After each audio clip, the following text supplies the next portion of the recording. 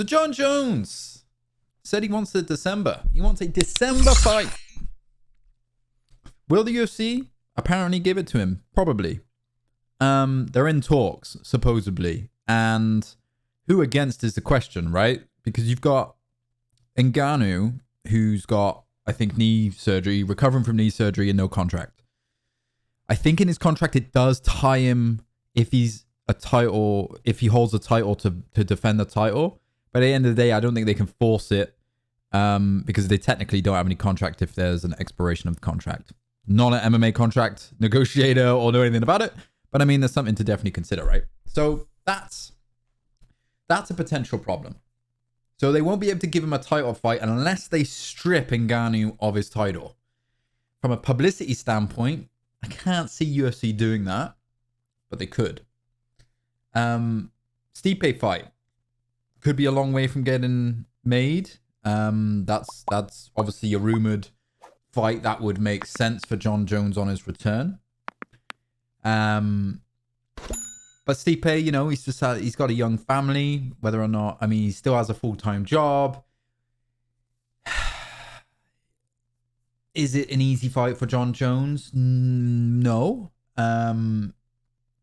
And it's definitely not an easy fight for Stipe coming back either, because you know, after being brutally knocked out by Ngannou, that's a big thing to come back from.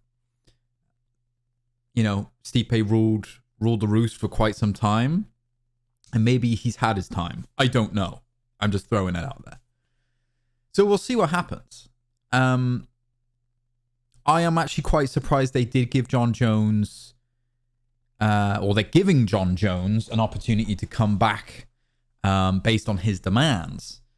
Obviously, Jon Jones is questionably the greatest of all time, and I'm not doubting that. What I'm doubting is that he's a bit of a troublemaker in the world of fighter pay and everything around that. Is he worth that? Probably. He's probably going to bring in a lot of pay-per-view revenue.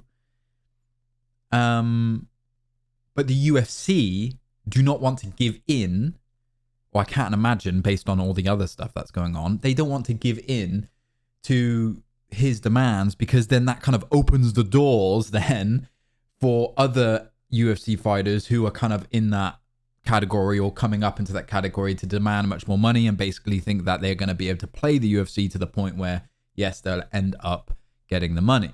So UFC have to draw a line somewhere, right?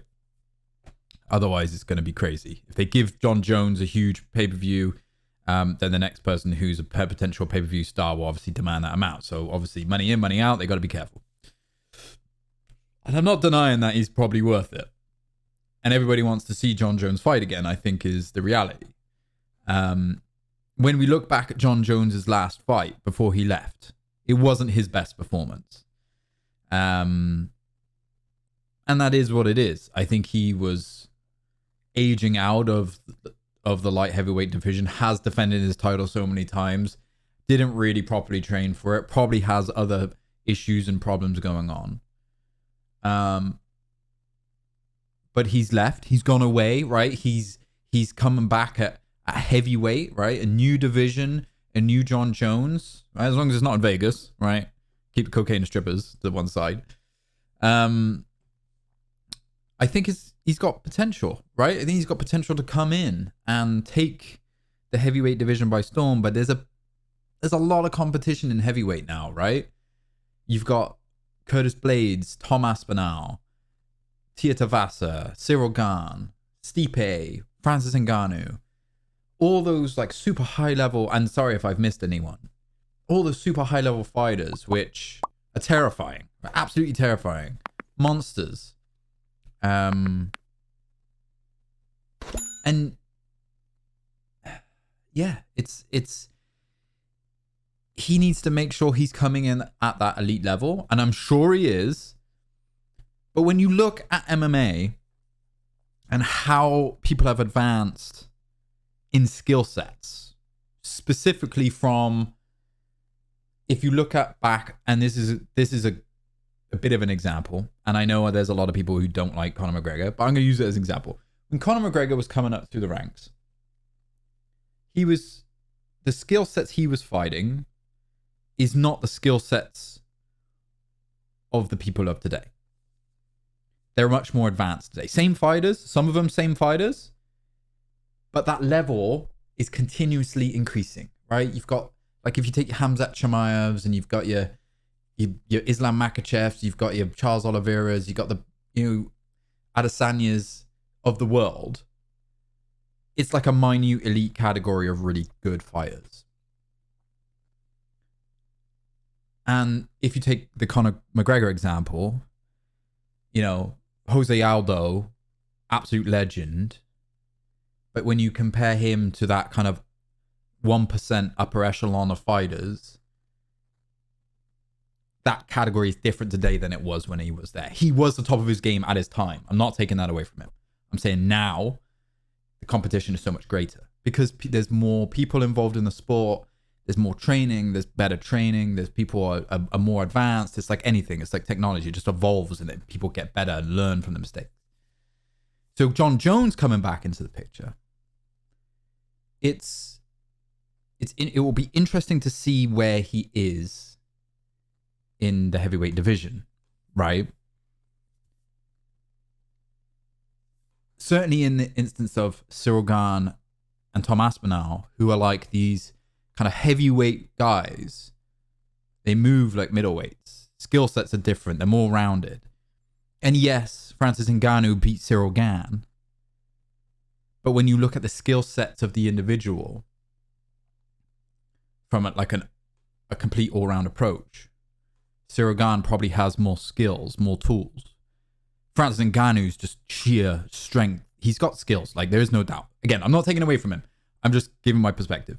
He's sheer strength, size, durability, the fact that he's learned wrestling, because he's so big and strong, he's so much more powerful in those areas and he can dominate in those areas.